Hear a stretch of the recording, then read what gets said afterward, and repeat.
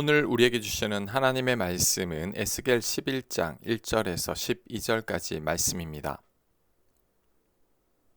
1절. 그때에 주의 영이 나를 들어 올려서 여호와의 전 동문 곧 동양품 문에 이르시기로 보니 그 문에 사람이 25명이 있는데 내가 그 중에서 아술의 아들 야샤냐와 브나냐의 아들 블라다를 보았으니 그들은 백성의 고관이라. 그가 내게 이르시되 인자야, 이 사람들은 불의를 품고 이 성 중에서 악한 꾀를 꾸미는 자니라. 그들의 말이 집 건축할 때가 가깝지 아니한즉 이 성읍은 가마가 되고 우리는 고기가 된다 하나니, 그러므로 인자야, 너는 그들을 쳐서 예언하고 예언할지니라. 여호와 영이 내게 임하여 이르시되 너는 말하기를 여호와의 말씀에 이스라엘 족속아, 너희가 이렇게 말하였도다. 너희 마음에서 일어나는 것을 내가 다 아노라. 너희가 이 성읍에서 많이 죽여 그 거리를 시체로 채웠도다. 그러므로 주 여호와께서 이같이 말씀하셨느니라. 이 성읍 중에서 너희가 죽인 시체는 그 고기요, 이 성읍은 그 가마인데 너희는 그 가운데에서 끌려 나오리라. 나 주 여호와가 말하노라. 너희가 칼을 두려워하니 내가 칼로 너희에게 이르게 하고 너희를 그 성읍 가운데에서 끌어내어 타국인의 손에 넘겨 너희에게 벌을 내리리니 너희가 칼에 엎드러질 것이라. 내가 이스라엘 변경에서 너희를 심판하리니 너희는 내가 여호와인 줄을 알리라. 이 성읍은 너희 가마가 되지 아니하고 너희는 그 가운데 고기가 되지 아니할지라. 내가 너희를 이스라엘 변경에서 심판하리니 너희는 내가 여호와인 줄을 알리라. 너희가 내 율례를 행하지 아니하며 규례를 지키지 아니하고 너희 사방에 있는 이방인의 규례대로 행하였느니라 하셨다 하라. 아멘. 하나님은 환상 중에 에스겔로 하여금 예루살렘의 지도자들의 부패한 모습을 보게 하시고 그들을 심판하실 것에 대해 말씀해 주셨습니다. 그들은 많은 백성들이 바벨론에 사로잡혀가는 것을 보고 하나님의 선지자를 통하여 바벨론에게 항복하라는 경고의 말씀을 들으면서도 끝까지 고집을 피웠습니다.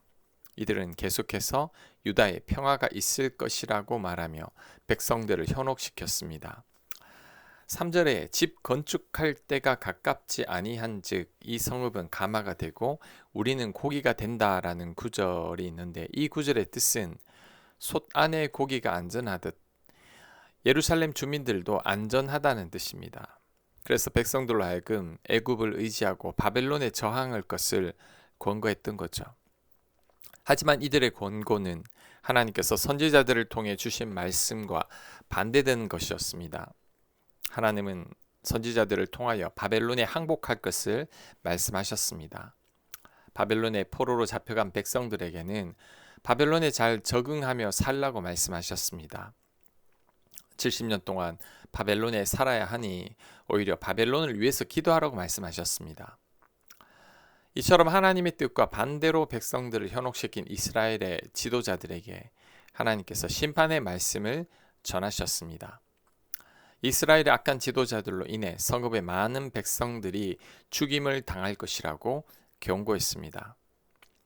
하나님의 말씀을 듣지 아니한 악한 지도자들로 인하여 많은 백성들이 죽임을 당하게 되었습니다. 그래서 하나님은 이스라엘의 악한 지도자들이 백성들을 많이 죽여서 거리를 시체로 채웠다고 6절에서 말씀하셨습니다. 지도자들이 순진한 백성들을 죽인 거죠. 결국 하나님께서 악한 지도자들을 심판하신다고 말씀하셨습니다. 이들은 타국인의 손에 넘겨질 것이고 칼에 엎드러질 것이라고 말씀했습니다. 하나님의 말씀을 듣지 않은 자들의 말로인 거죠.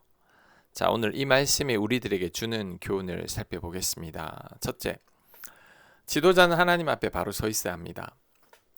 이스라엘 백성들이 심판을 받게 된 것은 결국 지도자들의 잘못 때문이죠. 지도자들이 자신들의 사리 사욕을 채우기 위해 하나님의 말씀을 외면했습니다. 그로 인해 이스라엘이 멸망의 길을 걷게 된 것입니다. 만약에 하나님 앞에 바로 선 지도자들이 거짓 지도자들이나 악한 지도자들보다 더 많았다면 이스라엘이 이렇게 허무하게 멸망하진 않았을 겁니다. 가나안 땅을 정탐하고 온 12명의 정탐꾼들 중에서 하나님을 불신하는 정탐꾼들이 10명이었습니다. 믿음 없는 이들로 인해 이스라엘 백성들이 심판을 받게 되었던 거죠. 예레미야나 에스겔과 같은 선지자들이 더 많았고 다윗과 같은 지도자들이 더 많았다면 결코 이스라엘은 멸망하지 않았을 겁니다. 하나님 앞에 바로 서 있는 지도자들이 없었기에 결국 이스라엘은 멸망하게 된 거죠. 내가 만약에 공동체의 지도자의 자리에 있다면, 교회나 가정에서 어른의 자리에 있다면 나는 더 각성해야 합니다. 내가 하나님 앞에 바로 설 때 내가 속한 공동체가 살아납니다. 내가 하나님 앞에 바로 서지 못할 때 나로 인해 내가 속한 공동체 사람들이 고통을 겪게 된다는 것을 우리는 명심해야 합니다. 지도자들은 하나님 앞에 늘 바로 서 있어야 합니다. 자, 두 번째, 지도자는 잘 분별해야 합니다. 하나님의 뜻을 외면하거나 파악하지 못한 자들 가운데는 자신들의 생각이 더 옳다고 주장하는 자들이 있었을 겁니다. 자신들의 생각이 하나님께서 주신 생각이라고 착각하는 자들도 분명히 있었을 겁니다. 거짓 선지자 하나냐가 그러한 자이죠. 하나냐는 하나님께서 2년 안에 이스라엘을 회복시키시고 바벨론을 심판하실 것이라고 말했습니다. 하나님께서 자신에게 직접 말씀하셨다고 주장했습니다. 하지만 이런 주장은 하나냐의 생각일 뿐이었죠. 자신의 생각을 하나님께서 주신 생각으로 잘못 착각한 겁니다. 그리스도인들 가운데서도 이런 자들이 있습니다. 이들은 하나님께서 자신들에게 이런저런 말씀을 하셨다고 주장합니다. 하나님의 뜻이 이것이다, 저것이다 라고 확언하기도 하죠. 하지만 후에 가보면 그 말이 틀린 경우가 대부분입니다. 이들은 자신들의 생각이나 감정을 하나님께서 주신 말씀으로 착각하는 거죠. 우리는 이렇게 되지 말아야 합니다. 우리가 하나님의 뜻을 잘못 분별하게 되면 우리 곁에 있는 사람들이 고통을 당하게 됩니다. 그러니 우리들은 신중하고 또 신중해야 합니다. 하나님의 뜻이라는 말을 함부로 해서는 안 됩니다.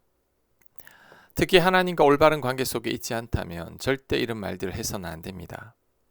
내가 하나님 말씀에 불순종하고 있거나 죄악 가운데 거하고 있거나 사랑하지 못하고 있거나 거룩하지 못할 때는 절대 내 생각을 말하지 말아야 합니다.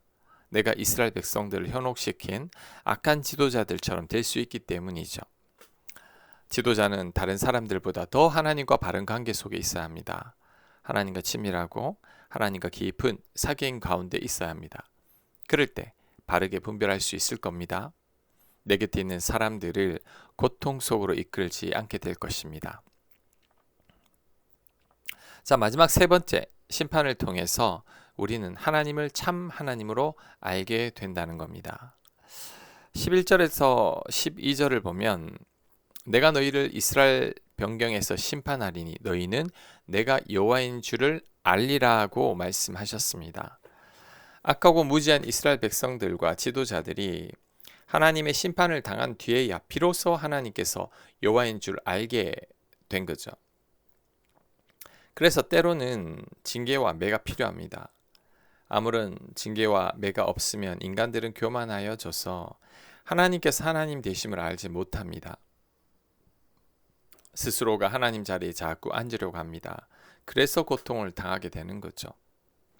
하나님께서 우리들을 징계하시는 이유가 바로 여기에 있습니다. 우리로 하여금 하나님이 하나님 되심을 알게 하기 위함입니다.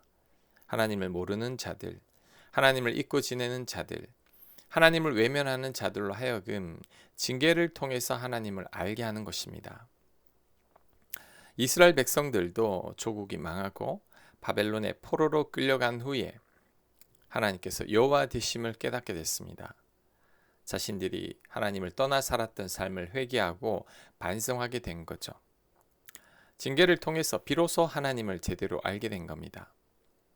우리들은 이렇게 되지 말아야 합니다. 징계 없이도 하나님을 하나님으로 인정해야 합니다. 심판이 있기 전에 하나님을 하나님으로 모셔야 합니다. 이런 삶이 가장 복된 삶입니다. 징계 후에 매맞고 깨닫는 것은 어리석은 삶입니다.